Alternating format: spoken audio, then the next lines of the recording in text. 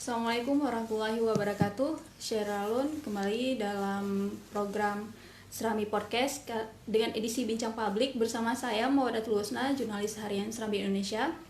Dengan tema kita hari ini, kiat menulis artikel bisa tembus ke media massa. Dan telah hadir bersama saya News Manager Harian Serambi Indonesia, yaitu Pak Bukhari M. Ali. Assalamualaikum Pak Bukhari. Waalaikumsalam, Husna.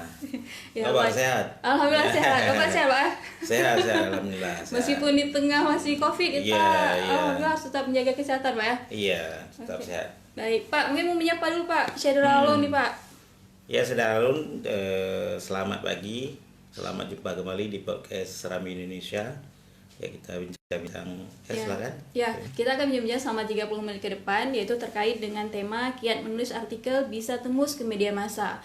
Dan seperti kita ketahui Syaralun bahwa Harian Serambi Indonesia ini memiliki satu halaman khusus ya Pak ya, namanya itu Serambi Opini. Di samping halaman lain seperti Serambi Kutaraja, Serambi Politik, dan Serambi Bisnis, tapi ada halaman khusus yang disediakan kepada masyarakat untuk menyampaikan opininya.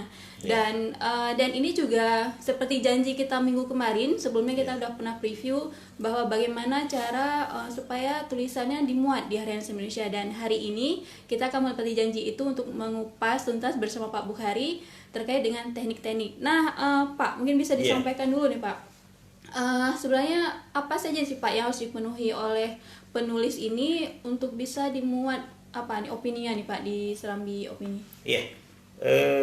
Karena kemarin kan kita sudah singgung di review bahwa ada dua syarat yang harus dipenuhi oleh penulis, yaitu konstekstual dan teknis ya, ada dua itu. Konstekstual itu adalah kekinian, di mana satu tulisan itu harus ada unsur kontekstual yang isu yang hari ini itu apa yang paling mengemuka, yang dianggap publik akan mengikuti. Kalau misalnya konteksnya tidak ini kan bisa saja diabaikan. Nah, contohnya kalau sekarang yang paling kontekstual tuh stiker BBM yang dipasang, gimana lagi hangat-hangatnya mendapat sorotan dari masyarakat. Pro kontra muncul di tengah-tengah masyarakat, kemudian itu bergulir terus di media sosial. Itu dianggap kontekstual.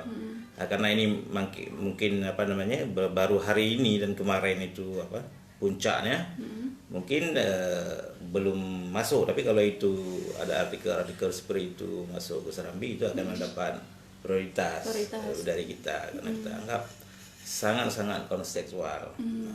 Di samping memang isu-isu COVID COVID-19 yang terus, walaupun sebetulnya isu ini akan ada sepanjang belum ditemukan vaksin, akan tetap menarik untuk diikuti. Mungkin ada hal yang baru. Jadi intinya yang lagi hangat-hangatnya isu sekarang ya Pak ya? Iya. Jangan nanti lagi hangatnya tapi mungkin menulis yang lain ataupun apa ya Pak? Iya, bagaimana cara mengembang biak atau pengemukan sapi misalnya itu kan penting, tapi tidak kontekstual.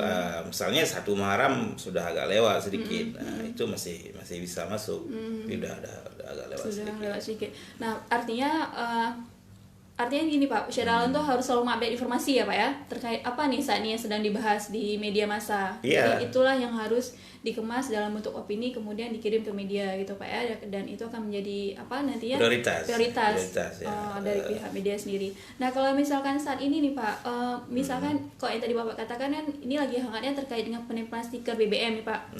Nah, di samping itu mungkin ada yang mau menulis tentang COVID juga. Ini gimana nih Pak kita melihatnya? Iya. Tentu kalau secara isunya lebih kuat stiker BBM. Kalau COVID ya sudah tiga bulan yang lalu atau 4 bulan yang lalu, bahkan 5 bulan yang lalu isu itu terus ada. Kita akan pilih misalkan ada yang baru, misalkan sekarang kan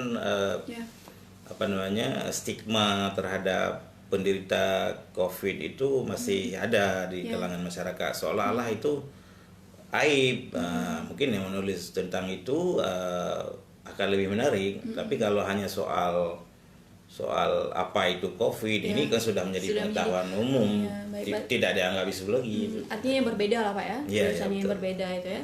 Oke, baik Pak, kalau misalkan selain kontekstual dan juga teknis ya Pak ya, kemudian kalau misalnya untuk karakter hurufnya itu ditentukan nggak Pak? Iya. Mengirim. Iya, itulah yang dimaksudkan tadi masuk wilayah teknis ya. Teknis ya. Ini yang yang paling sering orang jatuh dalam arti kata ketika dia bersaing. Dan substansinya, materinya itu bagus sekali. Tapi persyaratan teknis ini tidak terpenuhi. Kalau sekarang kita 900 sampai 1000 kata. 900 sampai 1000 kata. 900 sampai 1000.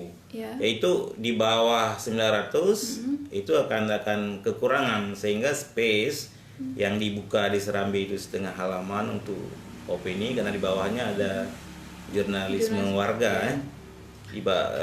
Itu juga nggak bisa dimuat karena akan kosong ya. Kosong, nggak bisa dibantu. Nah, kalau masih sedikit, misalkan lebih dari 50 kata atau itu, bisa dicuri di bodinya. Oh, begitu. Kalau kita kan body karakter, kalau saya tidak salah 8 ya. 8 ukuran bodinya. Nanti bisa dibuat kurang sedikit, bisa dibuat 8,1 atau panjang sedikit bisa 7,9. Itu orang layout yang paling tahu. Ya, baik. Berarti artinya karakter hurufnya itu 900 sampai 1000 kata ya Pak ya? Itu masih bisa dimainkan. Ya. Ada footnote-nya bisa, tapi kalau misalnya lebih dari 1000, itu udah makan wilayah orang di bawahnya. Begitu. Berarti artinya harus pas 900 dan 1000. Apakah 950 boleh masih ya Pak ya? Iya. Nggak boleh kurang, boleh lebih. Ini yang paling banyak jatuh ini ya profesor ini ya. Mungkin ada 5-7 profesor yang nggak bisa masuk. Kenapa itu Pak? Karena lewat. Dia kan profesornya egonya tinggi kan. Ya, dia maunya seperti itu, seperti dia. Jangan misalkan kalau kita bukan tidak mau mengedit ya. Mengedit bisa. Tetapi mungkin kalau terlalu panjang kita edit, kita foto, mungkin substansinya bisa hilang, yang pertama. Yang kedua, kita tidak punya waktu untuk teman-teman di redaksi, mungkin karena sibuk sekali dengan pekerjaannya. Akhirnya kan diambil yang memang memenuhi syarat, memenuhi syarat secara konseptual, kemudian juga memenuhi syarat secara teknis. Nah, dua-dua ini. Nah, yang memenuhi syarat ini banyak sekali. Kalau pagi ini saya lihat ada 379. 379 yang masuk ya Pak ya? Iya, ini teknis memenuhi, kemudian konseptual juga memenuhi, walaupun tidak terlalu konseptual ya. Tidak terlalu, mungkin agak-agak ini, tapi masih bisa dibantu. Nah, karena ini saja ada barangnya, kenapa kita harus ngedit punya yang capek? Itu kan kira-kira begitu. Buang-buang waktu aja, buang ini. Ternyata Pak sangat sulit ya Pak ya? Sulit sekali. Ternyata sangat sulit. Sudah mengirim, tidak boleh lebih, tidak boleh kurang gitu ya Pak ya? Harus pas gitu. Dan penulis-penulis yang masuk sekarang, dia paham betul itu Una ya. Dia ingat, begitu kita lihat, begitu diuji, pas. Begitu diuji pas ya. Jadi nggak lebih. Misalkan berapa, paling lebih 1 line dari itu lebih 1 line atau kurang 1 line, dan itu tidak akan mengganggu. Berarti dalam dia mengemas idenya itu supaya tulisannya itu pas ya Pak ya, dan semua yang disampaikan juga ada lah di tulisannya itu.